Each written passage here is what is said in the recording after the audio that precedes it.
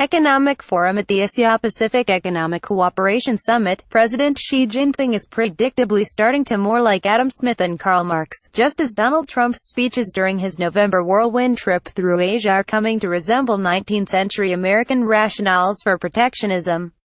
Since the 1970s, workers in places like Detroit, Bethlehem and Peoria have faced another challenge: a range of new sources of competition, especially the Asian tigers like South Korea and Taiwan. Once considered inferior, their products have by now become a hallmark of quality, making South Korean or Japanese cars, cell phones, computers and television sets ubiquitous in this country.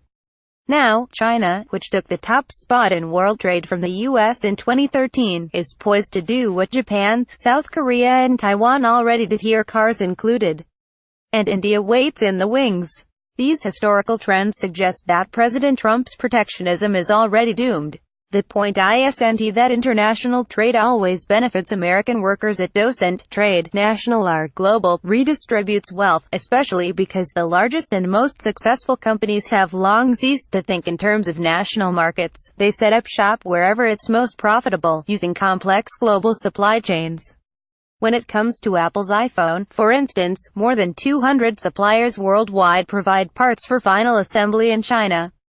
Good infrastructure and a workforce with skills that match corporate requirements matter, yet wage differentials aren't irrelevant either. That's partly why China, Mexico and Vietnam have attracted massive amounts of job-creating investment, and why India, too, has begun to do so. The relevant question isn't whether the global economy can be redesigned to protect American workers. It can't, but what their government will do to help them to gain the skills needed to compete effectively in a rapidly changing marketplace. Reforming public education might be a good place to start, but don't look to Donald Trump to do it. If American workers are to do better in the global marketplace, this country's public schools must ensure that their students graduate with the math, science and other skills needed to get decent jobs. That, however, would mean attacking the inequality that's increasingly been built into the public education system as into so much else in this society. Education. The zip code premium Horace Mann, the 19th-century American educator, referred to public schooling as beyond all human devices, the great equalizer of the condition of men, the balance wheel of the social machinery. Since the early years of the Republic, Americans have embraced the idea that schooling is critical in helping individuals realize their aspirations and in guaranteeing equality of opportunity. In principle, there has been a consensus that economic circumstances beyond the control of children shouldn't block their way into the future. In practice, it's been quite a different story, partially because of how public schools are funded. Local property and business taxes are the largest source of support for them, so kids born into a community crammed with pricey homes and thriving businesses will attend well-funded public schools that attract good teachers with decent working conditions and salaries. Such students are more likely to have smaller classes, more guidance counselors, nurses and psychologists, more computers per pupil, better textbooks and instructional equipment, richer curricula and better libraries.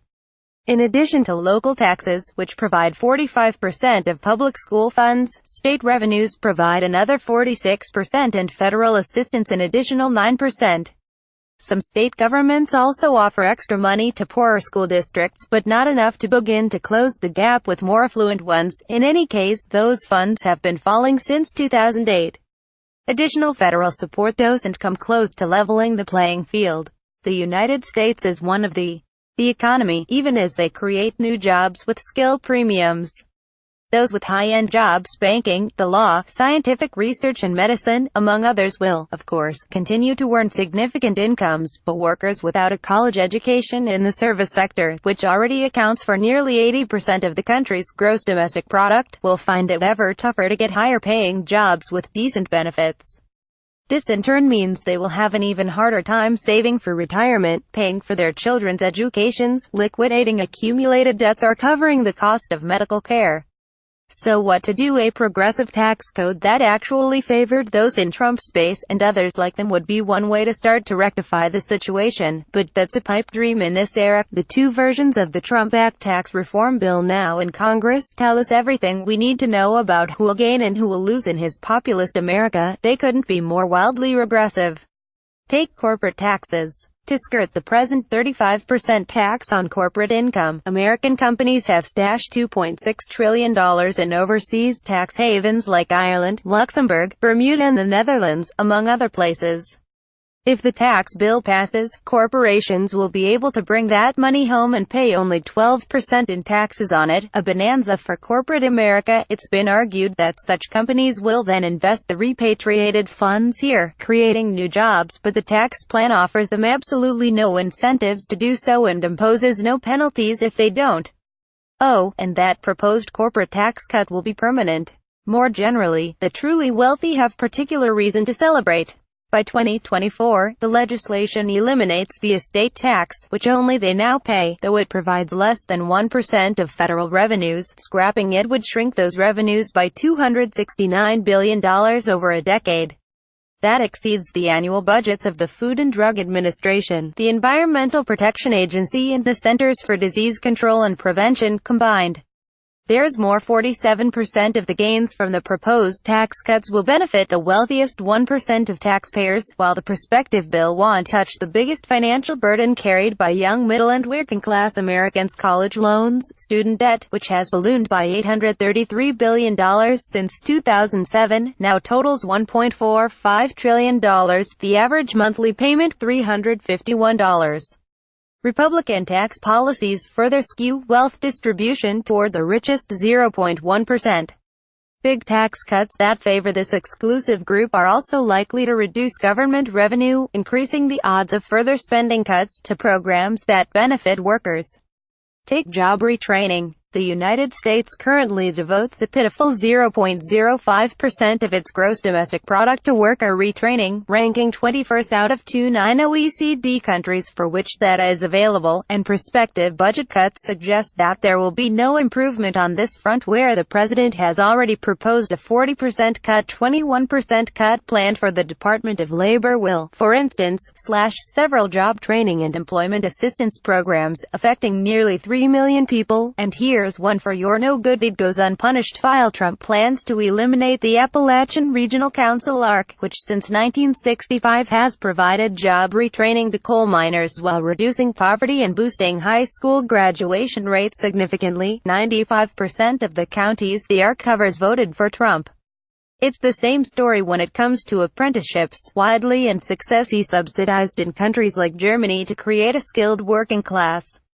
By contrast, the United States now spends a paltry $95 million on such programs, and while Trump has called for 5 million additional apprenticeships in the next 5 years, a tenfold increase, he's suggested no additional funding for such a program. Consider that the definition of not putting your money where your mouth is. A partnership among community, colleges and companies, supplemented by federal funds, could create nationwide apprenticeship programs that would benefit workers and companies. Furthermore, nearly 90% of those who complete apprenticeships not only land jobs but earn an average yearly salary of $50,000, nearly 12% above the national median wage. 2 million American manufacturing jobs will remain unfilled during the next decade for want of adequately trained workers.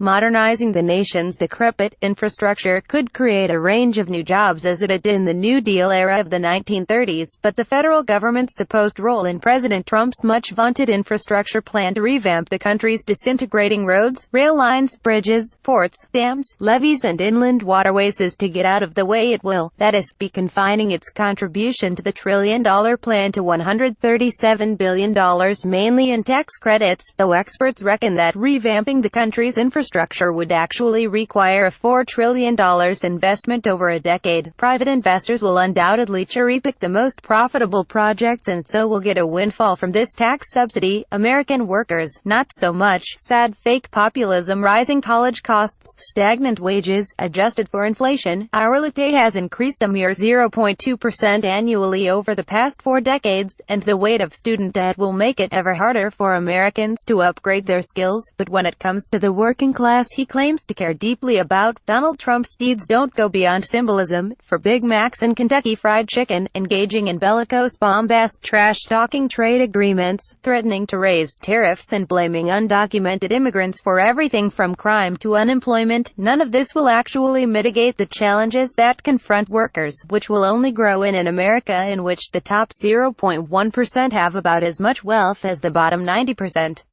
As is always true when it comes to rulers with an autocratic bent, the question is, when will Trump's base get wise to his populist charade? When will the promises he continues to make, from a new deal with China to a new wall with Mexico, begin to ring hollow, or will they